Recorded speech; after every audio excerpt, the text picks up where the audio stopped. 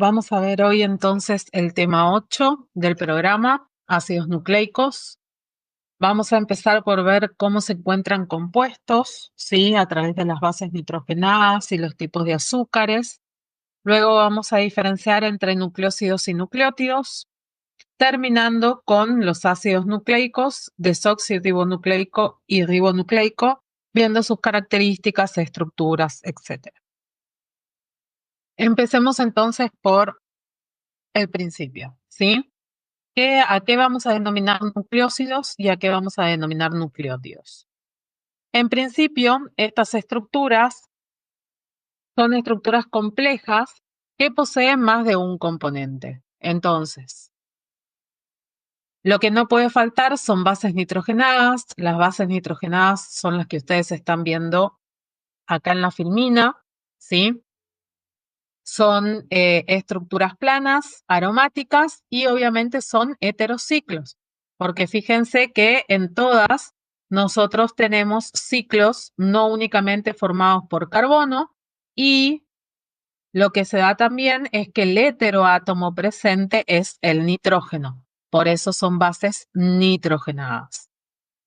De acuerdo a de quién deriven, debido a su estructura, la característica de su estructura, decimos que estas bases o derivan de la purina o derivan de la pirimidina. Esto lo pueden volver a ver en el tema 3 de orgánica cuando vimos ciclos heterociclos. Entonces, de aquellas bases que tienen una estructura similar a la purina, las denominamos bases púricas, y dentro de las bases púricas tenemos la adenina y la guanina. En el caso de aquellas que derivan de la pirimidina, o sea, bases pirimidínicas, vamos a tener a la citosina, a la timina y al uracilo. ¿Por qué 3? Porque ya vamos a ver más adelante que la timina es una base nitrogenada que aparece únicamente en el ácido desoxirribonucleico, ADN, mientras que el uracilo es una base nitrogenada que únicamente va a aparecer en el ácido ribonucleico, o sea, ARN. Cada uno de los anillos obviamente tiene un orden en el cual vamos numerando a los átomos que forman parte, ¿sí? En el caso de las purinas, por convención siempre se empieza por el nitrógeno que se encuentra hacia la derecha en sentido horario, y finalmente se nombra o se numera el segundo anillo en sentido antihorario. Mientras que en las bases pirimidínicas, nosotros empezamos por el nitrógeno inferior y vamos haciendo en sentido horario el anillo. ¿Sí? Vamos numerando en sentido horario el anillo. Nosotros vamos a ver que estas bases púricas y pirimidínicas van a encontrarse unidas al azúcar para formar el nucleótido, y siempre lo van a hacer a través del mismo nitrógeno. Por eso no es necesario que me sepa con detalle la numeración, pero sí tener en claro cuál es el nitrógeno 1 en las bases pirimidínicas y cuál es el nitrógeno 9 en las bases púricas, que van a ser aquellos átomos que van a unirse, insisto, al azúcar. Dentro de lo que son los azúcares que van a estar formando parte de la constitución de nucleósidos y nucleótidos, podemos tener, en realidad, es una sola azúcar, es la ribosa, ¿sí? La beta de ribosa, no la alfa, a la cual este azúcar vamos a generar el desoxiderivado de carbono 2. Por eso hablamos de la beta 2 desoxi de ribosa o de la beta 2 de desoxirribosa, ¿sí?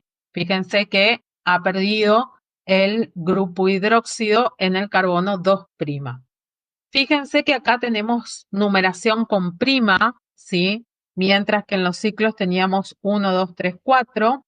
Esto es precisamente para diferenciar el numerito en lo que respecta a la base púrica o pirimidínica, la base nitrogenada, y el numerito para indicar que estamos hablando del azúcar. En el caso de los azúcares, el anillo lo vamos a numerar con primas, ¿sí? 1', 2', 3', 4', 5'. Acuérdense que la ribosa es una pentosa. Por eso tenemos nada más que 5 átomos de carbono constituyendo su estructura. Entonces, hablamos de nucleósidos cuando precisamente tenemos el compuesto formado por una base nitrogenada unido a un azúcar. Como les dice acá, la aldosa siempre se va a unir a través de su carbono 1' mediante un enlace beta-glicosídico al nitrógeno 9 de la base púrica o al nitrógeno 1 de la base pirimidínica. Como dijimos que el azúcar siempre va a ser beta, ya sea ribosa o desoxirribosa, por eso hablamos de enlace beta-glicosídico y el N surge porque precisamente ese azúcar se va a unir al nitrógeno de la base nitrogenada, ya sea púrica o pirimidínica. Acá ustedes ven los diferentes nucleósidos, ¿sí? Ya sea con, insisto, bases púricas como la adenina o la guanina o bases pirimidínicas como la timina, la citosina o la uridina. O el uracilo, perdón. Entonces, ¿cómo las vamos a nombrar? Siempre se van a nombrar teniendo en cuenta si el azúcar que está formando parte ha perdido el hidróxido o no. Si estamos hablando del desoxiazúcar, siempre vamos a anteponer ese prefijo al nombre desoxi y después lo que son las bases púricas terminadas en osina y las bases pirimidínicas terminadas en idina. ¿Sí? Entonces vamos a tener la adenosina, si el azúcar todavía, si es la ribosa, el azúcar, guanosina, citidina o uridina, insisto, siempre que estemos hablando de la ribosa como parte constitutiva del nucleósido. En el caso de que tengamos la desoxirribosa como parte constitutiva del nucleósido, entonces vamos a tener la desoxiadenosina, la desoxiguanosina, la desoxitimidina y la desoxicitidina. ¿En qué se diferencian los nucleósidos de los nucleótidos? En que en los nucleótidos yo agrego un tercer componente a la estructura, que es precisamente un ácido ortofosfórico o ácido fosfórico. El azúcar, que ya se encuentra unido por un enlace beta-N-glicosídico a la base nitrogenada, a su vez va a formar un enlace éster fosfato con el ácido fosfórico.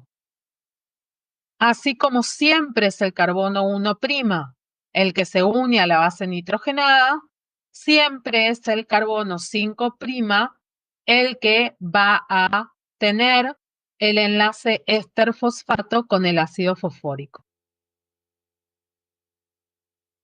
De nuevo entonces tenemos acá, fíjense, el azúcar, en este caso la ribosa, la base, ¿sí? En este caso la guanina, la adenosina, perdón, y el ácido ortofosfórico por su unión al carbono 5' de la base.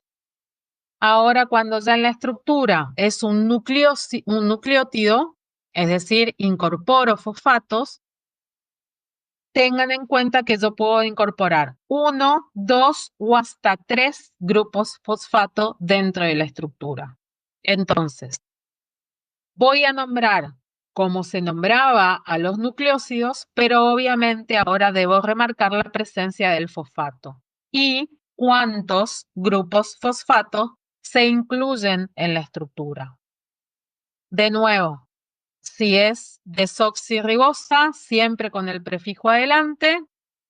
Si es ribosa, va a ser el adenosin o adenosina monofosfato, o si tiene dos grupos fosfato, adenosin o adenosina difosfato, y si tiene 3 grupos fosfato, adenosin o adenosina trifosfato. Guanosin o guanosina, mono-di o trifosfato, citidin o citidina, mono-di o trifosfato, y uridin o uridina, mono-di o trifosfato. En el caso que el azúcar sea la desoxirribosa, entonces, insisto, le agregamos el prefijo.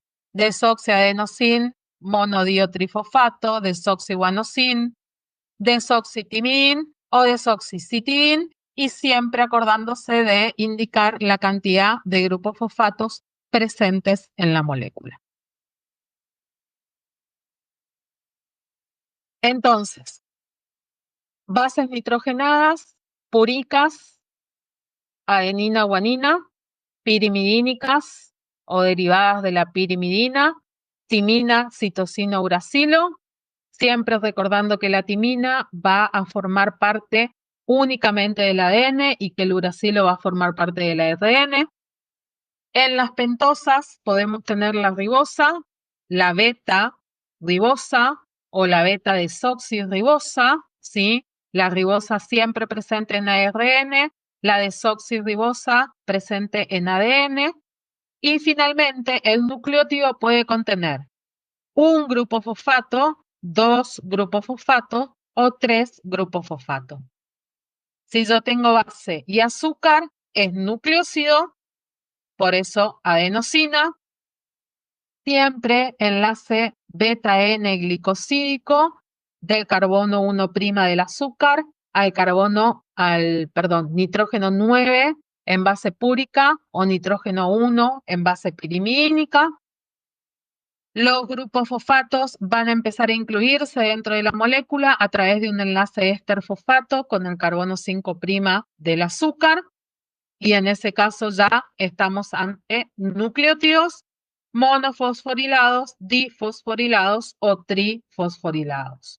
Fíjense que los ácidos ortofosfóricos, los grupos fosfato, que yo voy agregando en la molécula, se van a unir entre sí, ya no con el azúcar o con la base nitrogenada.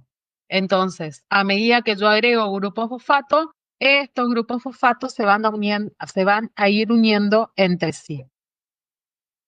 Al primer grupo fosfato se lo denomina alfa, al segundo beta y al tercero gamma. Porque ahora cuando veamos los nucleótidos trifosfato, cuál es su función, vamos a ver que hay enlaces de alta energía diferentes entre estos 3 grupos fosfato unidos al azúcar. Bien, nosotros cuando hablamos de nucleótidos, cada nucleótido va a tener su función particular, o sea, por lo general, los nucleótidos fosforilados, monofosforilados, tienen una función diferente a los di y a su vez estos diferentes a los tri. Por eso es que hacemos la diferenciación entre cada uno de los nucleótidos que podemos llegar a tener. Como les dice acá, la principal función de los nucleótidos monofosfato es ser parte constitutiva del ácido ribonucleico y o del ácido desoxirribonucleico. Es decir, los nucleótidos monofosfato son los monómeros que me van a permitir tener a la macromolécula de ácidos nucleicos. En el caso de la estructura, ¿sí? El azúcar y los fosfatos van a tener esa parte estructural, ya la vamos a ver cuando lleguemos a ácidos de ácidos nucleicos, mientras que las bases son las que tienen o las que les dan la propiedad funcional a estas moléculas. Así como hablábamos de las proteínas, que la proteína para ser biológicamente activa o cumplir una función biológica específica, nosotros teníamos que tener muy en claro el orden y la secuencia, acá es exactamente lo mismo. Tengan en cuenta que tenemos 5 bases nitrogenadas, en realidad 4 por cada uno de los ácidos nucleicos, y la disposición, el orden y la secuencia en la cual se encuentren esas bases nitrogenadas hacen a la función del ácido nucleico. Cuando tenemos nucleótidos difosfato, ¿sí? Ya hablamos de una función más, de una función totalmente diferente, como les dice acá, transferencia de moléculas utilizadas en proceso de síntesis. La mayoría o muchas de ellas actúan también como coenzimas, lo vamos a ver en el tema de vitaminas, en el tema 10.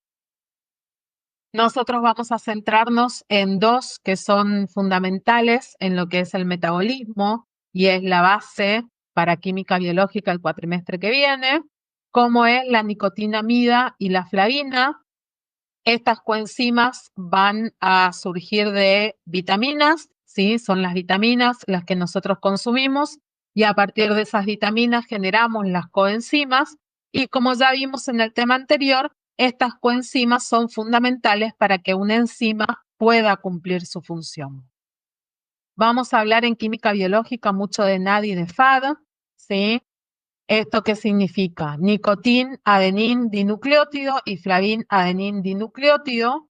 Quiere decir que estas dos coenzimas son dos nucleótidos, flavina, adenina, nicotinamida y adenina, que están presentes en la estructura y son los llamados equivalentes de reducción porque son los que van a participar, son coenzimas que participan directamente en las reacciones de óxido-reducción. Además, también tenemos a la coenzima A que interviene en reacciones de acilación. También la van a ver mucho en el metabolismo. Finalmente, los nucleótidos trifosfato tienen función energética, ¿sí? A partir de la hidrólisis de los enlaces fosfatos de alta energía, que son el beta y el gamma, se libera la energía necesaria para lo que sea que el organismo esté necesitando. Como vimos, por ejemplo, el tema anterior de enzimas, en las cuales teníamos a las ligasas que podían unir dos sustratos, pero esa unión necesitaba de la hidrólisis de un nucleótido trifosfato. Pues bien, para esto están los nucleótidos trifosfatos. La hidrólisis de sus enlaces liberan energía para que lo que sea que tenga que pasar se produzca. En el caso de las ligasas, la unión de dos sustratos para generar una molécula. Como les dice acá, el enlace alfa no interviene en las transferencias de energía, ¿sí? El enlace alfa es el enlace éster-fosfato directo entre el fósforo, el grupo fosfato y el carbono 5' del azúcar, mientras que los enlaces beta y gamma son los de alta energía, que es enlace anhídrido. No lo vimos en detalle en orgánica, pero este tipo de enlace, oxígeno, en realidad carbono, oxígeno, carbono y oxígeno, oxígeno, fósforo y oxígeno son el enlace anhídrido. En este caso, anhídrido fosfato. Para el enlace anhídrido, simplemente yo reemplazo por carbono a esos fósforos. Más allá de ayudar a enzimas como las ligasas, como les dice acá, van a haber nucleótidos trifosfato involucrados en muchos mecanismos metabólicos, la adenosina 5' trifosfato, en trabajo mecánico, osmótico, químico y eléctrico, es decir, para lo que es contracción muscular, biosíntesis o transmisión de los impulsos nerviosos, la guanosina 5' trifosfato, que interviene en la síntesis de proteínas, el GTP, el UTP, el uridín trifosfato, que lo vamos a ver cuando veamos metabolismo de glúcidos, y la citosina trifosfato, que va a estar interviniendo en lo que es el metabolismo de lípidos.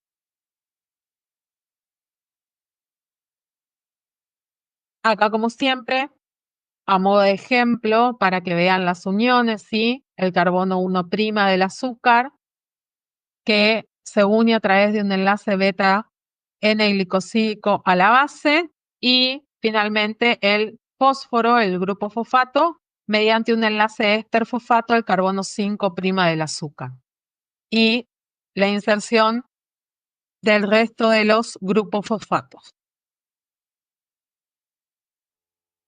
Existen nucleótidos cíclicos donde el enlace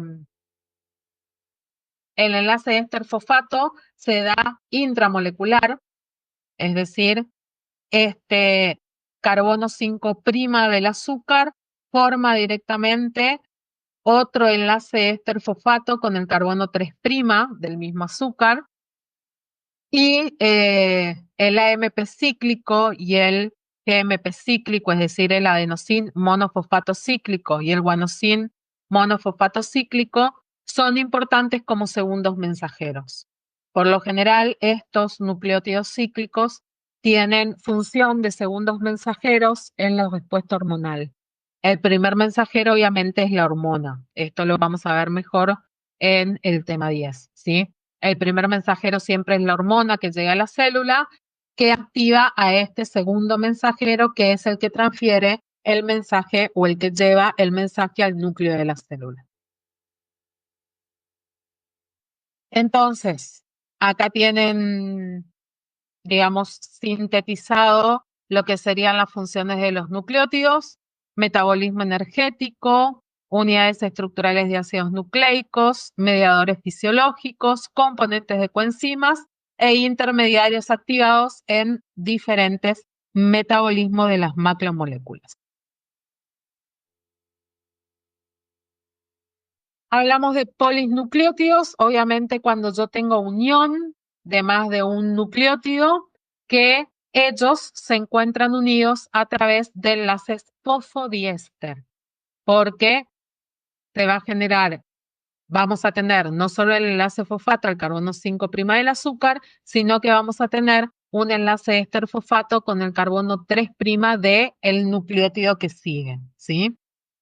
Entonces, en cada polinucleótido nosotros vamos a tener un grupo hidróxido libre en el carbono 5', en el extremo 5' del polinucleótido, y un grupo hidróxido libre en el carbono 3', o sea, el extremo 3' del polinucleótido. El esqueleto, o sea, la base de la estructura de estos polinucleótidos está dado entre las uniones del azúcar y los grupos fosfatos. Entonces, esta parte de la célula, por eso hablamos de esqueleto, es la parte hidrofílica de la molécula que va a estar cargada negativamente por los oxígenos que están presentes en el grupo fosfato. Mientras que la secuencia de bases nitrogenadas es lo que dijimos, le va a dar la funcionalidad, y para poder saber dónde empieza o dónde termina ese polinucleótido, siempre la secuencia de bases se representa en el sentido 5', 3'. Es decir, siempre arranco por el extremo 5' libre y termino por el extremo 3' libre. Acá tienen lo que hablábamos, ¿sí?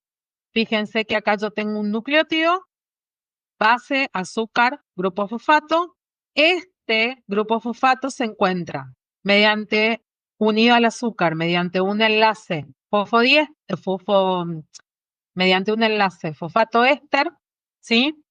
Y a su vez, uno de sus oxígenos también se encuentra formando un enlace éster fosfato con el carbono 3' del nucleótido siguiente.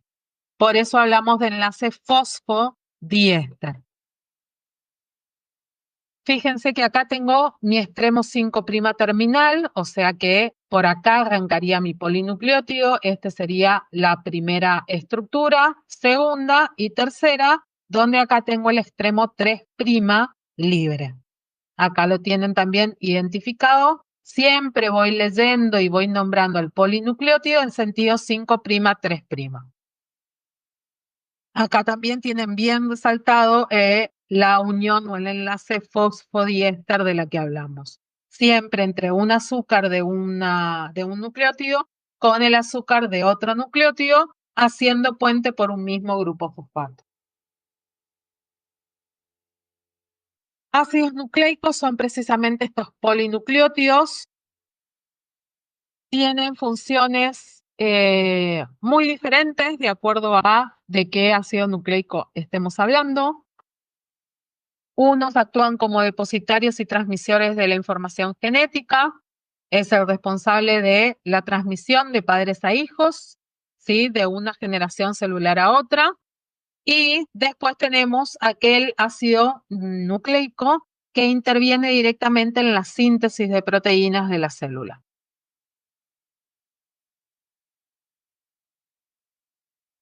Entonces, hablamos de ácido desoxirribonucleico cuando los nucleótidos que están constituyendo al polinucleótido, al ácido nucleico, está formado por bases púricas como adenina o guanina, pirimidínicas como timina y citosina.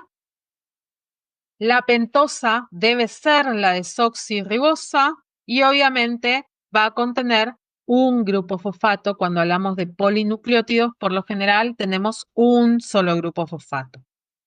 Entonces, desoxi, timina presente y la desoxirribosa. Cuando hablamos de ácido ribonucleico, ya lo que varía es que dentro de las bases pirimidínicas vamos a tener al uracilo y dentro de la pentosa vamos a tener a la ribosa.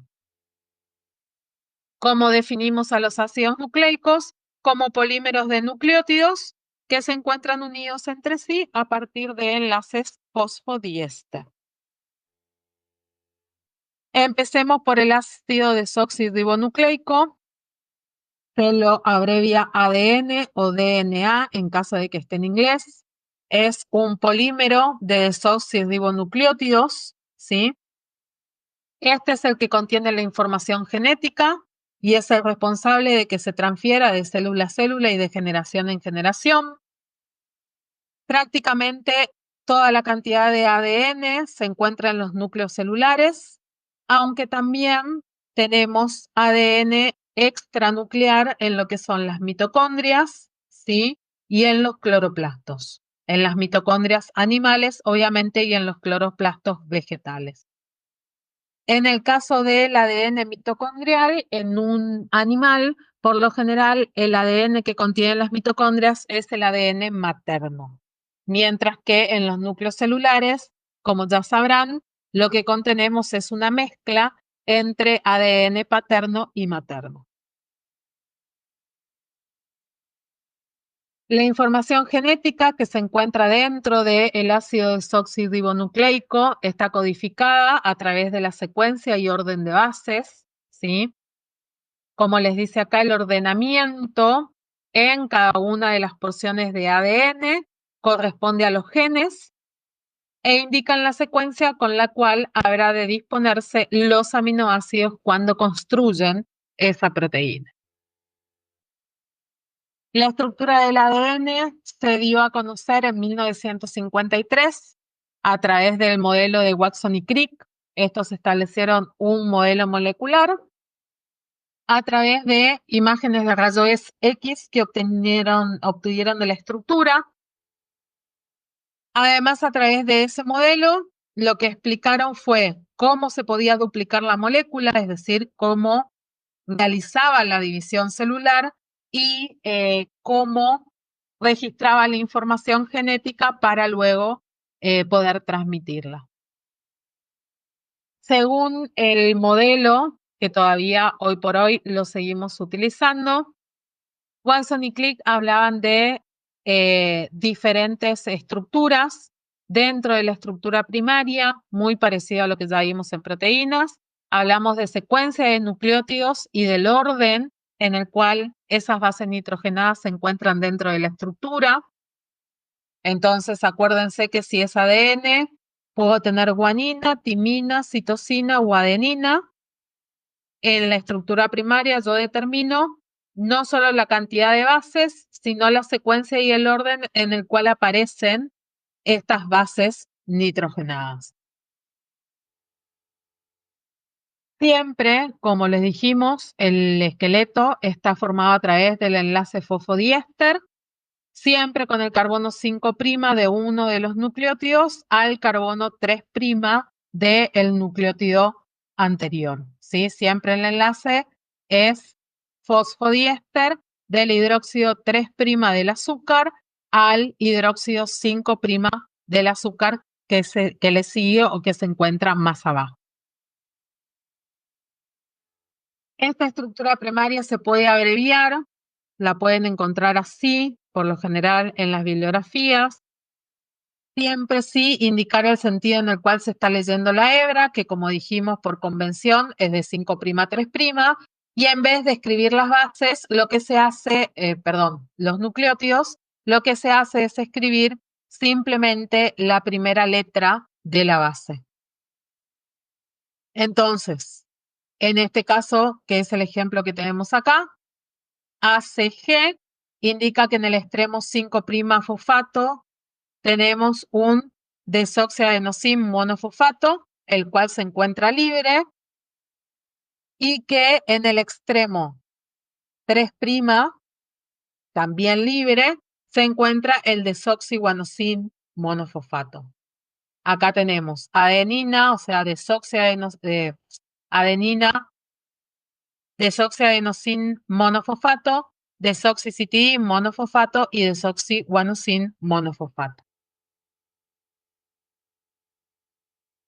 El modelo que propusieron Watson y Crick hablaban de 3 características de esta molécula de ADN que se da en su estructura secundaria: doble hélice, antiparalela y complementaria. Doble hélice porque precisamente el ADN está formado por 2 cadenas de polinucleótidos, una que va en el sentido 5' 3' y la otra que va en el sentido 3' 5'. Por eso el antiparalelo. Y complementario porque entre las bases nitrogenadas, que son la parte hidrofóbica de la molécula y que queda hacia el interior de la estructura, se pueden establecer diferentes puentes de hidrógeno. Y esas fuerzas son los que terminan estabilizando a la molécula de ADN. Entonces, dijimos, doble hélice, donde vamos a tener el azúcar y el grupo fosfato hacia el exterior de la estructura, como dijimos hace un rato, es la parte hidrofílica, mientras que las bases nitrogenadas van a quedar hacia el interior de la estructura, ya que son la parte hidrofóbica.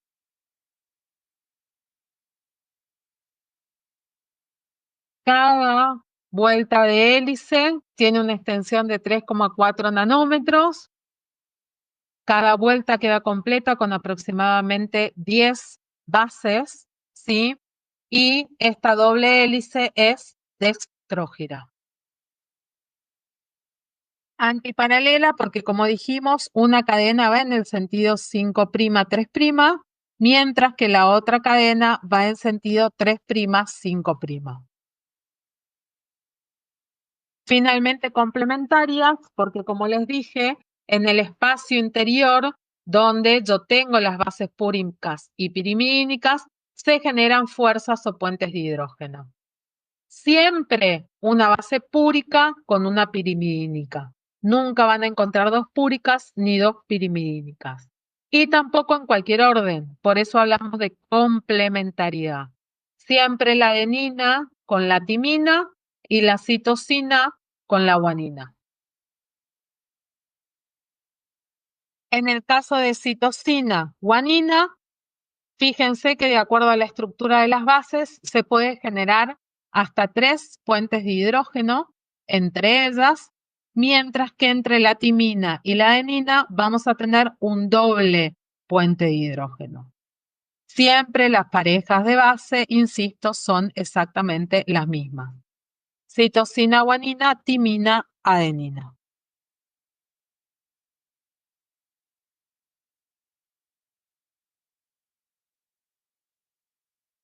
Entonces, al momento de que nosotros tengamos que copiar, ¿sí? Que este ADN tenga que replicarse, es decir, a partir de él genere ADN para células hijas, lo que vamos a tener siempre es una secuencia de bases complementarias, ¿sí? Porque de lo que es la estructura madre se va a generar una copia que es complementaria a la original. Ya cuando hablamos de estructura terciaria, obviamente hablamos de la disposición tridimensional. Nosotros arrancamos con la secuencia, esta secuencia y orden de ácido nucleico va a generar la doble hélice complementaria antiparalela. Esta doble hélice lo que va a hacer es estabilizarse mediante histonas, que son proteínas, se van a endollar formando lo que denominamos nucleosomas, y estos nucleosomas van a generar la cromatina que a través del superendollamiento deriva en los genes o los cromosomas, que es lo que hace a nuestro código genético. Fíjense la cantidad de, o sea, hablamos de superendollamiento porque pasamos de una estructura extremadamente larga a algo tan chiquitito que no lo podemos ver a simple vista como son los cromosomas. En las células procariotas, ¿sí? Vamos a tener ADN libre en el citoplasma. Precisamente ustedes ya lo vieron, la diferencia entre una célula procariota e eucariota es el núcleo, ¿sí? Que en una está delimitado y en la otra no. Por eso cuando hablamos de procariotas, lo que hablamos es de zona nuclear. Por lo general, las células procariotas lo que tienen es un espacio dentro de la célula donde se encuentra el material genético. Ese material genético puede ser circular y también puede presentar en mayor o en menor medida este superendollamiento que veíamos hace un ratito. Bacterias y plásmidos son precisamente ejemplos de estas procariotas. En el caso de las bacterias, el cromosoma único tiene una doble hélice de ADN que se endolla sobre sí misma formando el círculo, ¿sí? Y los plásmidos, que sería el ADN extracromosomal que poseen las bacterias, son materiales que se pueden ir pasando de bacterias a bacterias y es lo que precisamente genera la resistencia a antibióticos, ya que estos plásmidos, al ser extra cromosómico, ¿sí? Pueden ir pasándose de bacteria en bacteria y de esa manera incorporar ese ADN a su estructura nativa, adquiriendo, insisto, una de las cosas más importantes, la resistencia a los antibióticos. En el caso de los animales, dijimos que ese ADN extra cromosomal, ¿sí? Va a estar presente en mitocondrias y cloroplastos. En estas dos estructuras, el ADN sigue siendo circular, parecido al bacteriano, pero de menor tamaño. En eucariotas tenemos obviamente un núcleo delimitado por una membrana nuclear, por ende este ADN se deposita dentro del núcleo, como dijimos, asociados a proteínas como las histonas y proteínas no histónicas, formando lo que en definitiva es la cromatina que va a dar posteriormente el cromosoma. Nosotros poseemos muchos cromosomas. Tengan en cuenta que cada cromosoma contiene una sola molécula de ADN, ¿sí? Los cromosomas constituyen la máxima condensación de la cromatina a través de, como lo venimos diciendo, el ADN y su estabilización con proteínas. Acá vuelven a tener, fíjense, el ADN el enrollamiento con la cistona formando el nucleosoma, la cromatina y finalmente el cromosoma que se encuentra en célula eucariota totalmente dentro de lo que denominamos núcleo atómico.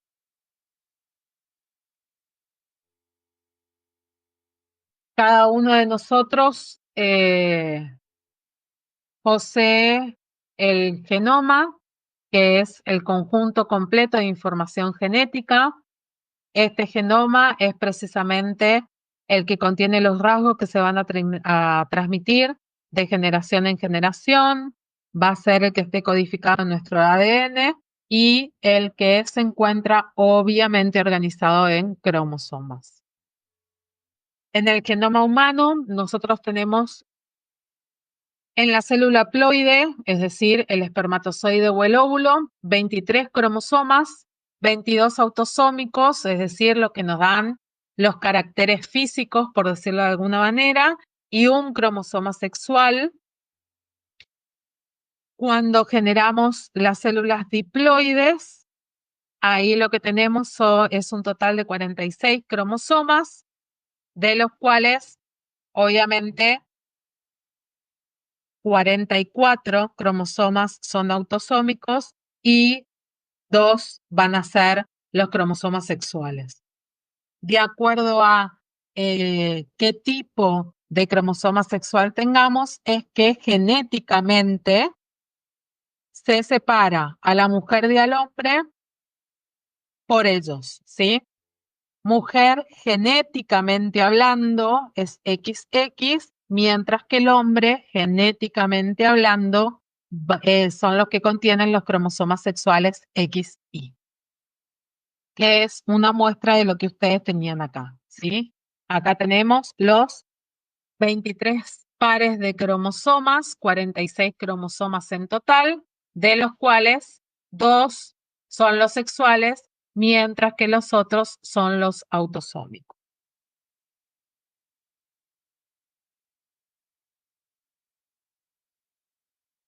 Así como tenemos diferencias en el ADN, tenemos diferencias en el genoma, ya sea por tamaño o complejidad.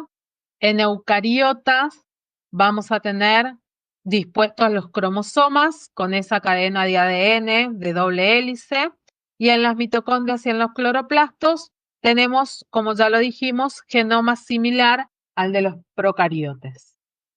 Mientras que en procariotas podemos tener un solo cromosoma circular de ADN de cadena doble o el segundo ADN extracromosómico dentro de los plásmidos. Finalmente, los virus pueden tener ADN o ARN de simple o doble cadena, circular o lineal. Lo que hace por lo general los virus es introducir su ADN dentro del ADN del hospedador. Para terminar, el ácido ribonucleico, dijimos que obviamente va a ser el polímero formado por ribonucleótidos.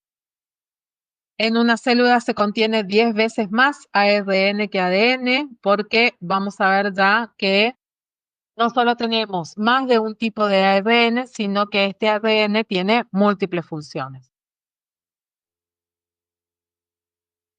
Por lo general, sí, es un polímero monocatenario. Acuérdense que de ADN hablábamos de doble cadena, acá es una única cadena, pero que tiene apareamientos intracatenarios, es decir, a medida que la cadena va y vuelve, se cruzan y ahí se generan entonces las fuerzas como la complementariedad de base que vimos para el ADN.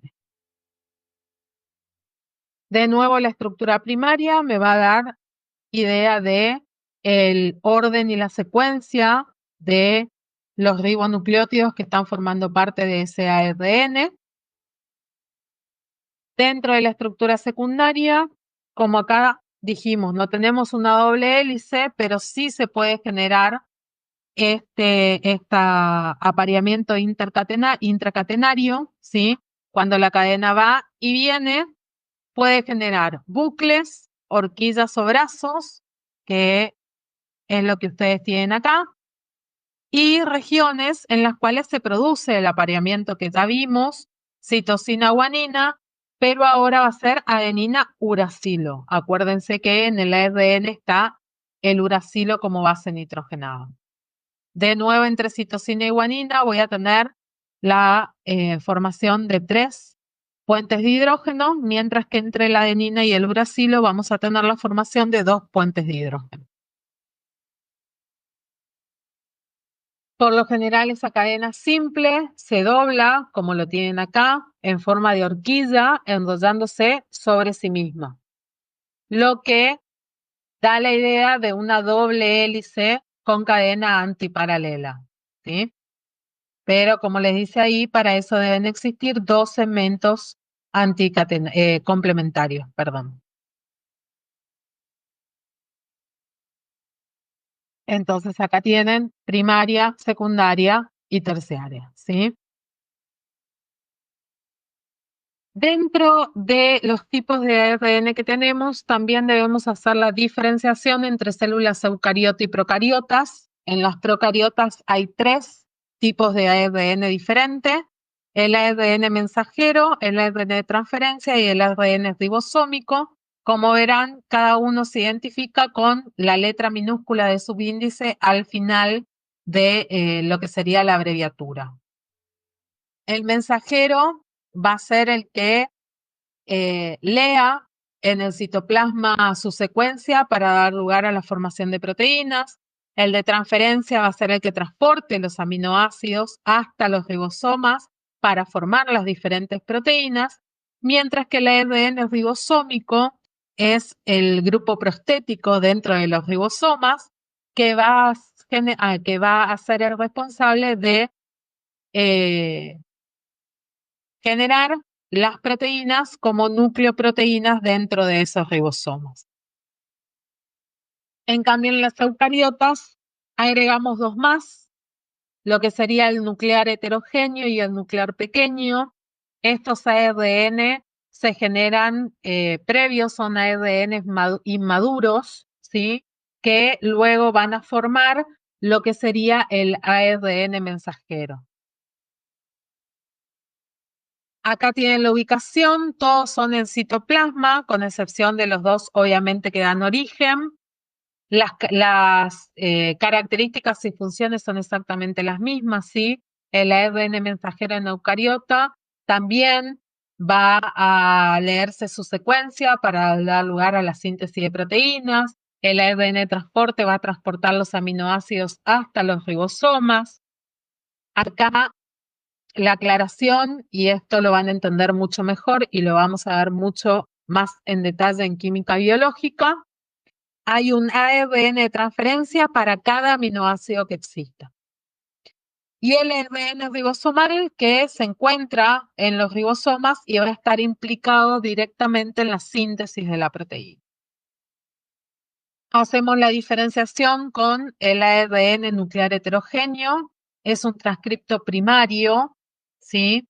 Entonces, es lo primero que se sintetiza en el proceso de transcripción, el cual luego de madurar, la maduración se da a través de un proceso de fragmentación, ¿sí? El splicing va a formar los distintos ARN ya maduros que se encuentran en el citoplasma, mientras que el ARN nuclear pequeño forma parte de las ribonucleoproteínas que van a participar en el proceso de maduración de precisamente el nuclear heterogéneo.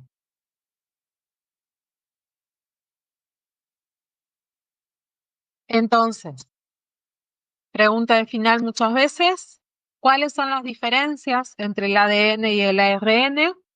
Estructuralmente, el azúcar y la base, que forman parte de la estructura, y obviamente en uno hablamos de una doble cadena, mientras que en el otro hablamos por lo general de cadena simple.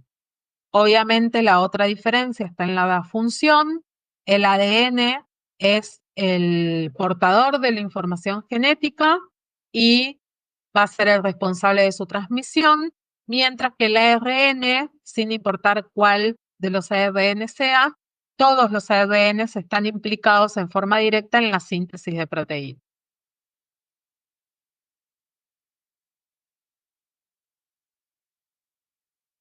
Acá es muy sencillo, porque insisto, esto lo van a ver mucho más a fondo en lo que es genética y en química biológica el cuatrimestre que viene. La secuencia de nucleótidos en el ADN constituye lo que sería el mensaje clave, que me va a indicar la composición exacta del ADN y de las proteínas que la célula debe sintetizar. Para expresar esa información, lo que hace el ADN es transferir al ARN la información, es decir, la cadena, la complementaría, por un proceso denominado transcripción. Esa secuencia de bases del ARN mensajero va a indicar el orden y la secuencia de aminoácidos que van a estar presentes en la proteína, en una proteína dada, ¿sí? La síntesis de las cadenas requiere la traducción del mensaje del ARN mensajero que ya se da a nivel ribosomal. Entonces, código genético es la relación que se da entre la secuencia de bases del ADN, o sea, el transcripto de ARN mensajero, y la secuencia de aminoácidos de la proteína. Mientras que el gen es la porción de ADN que codifica para la síntesis de una proteína determinada. Entonces, acá hay un error. El ADN, ¿sí? Lo que va a hacer es por la transcripción generar la cadena complementaria en el ARN mensajero que luego se va a traducir para la síntesis de la proteína. Muy bien. Con esto terminamos el tema de hoy.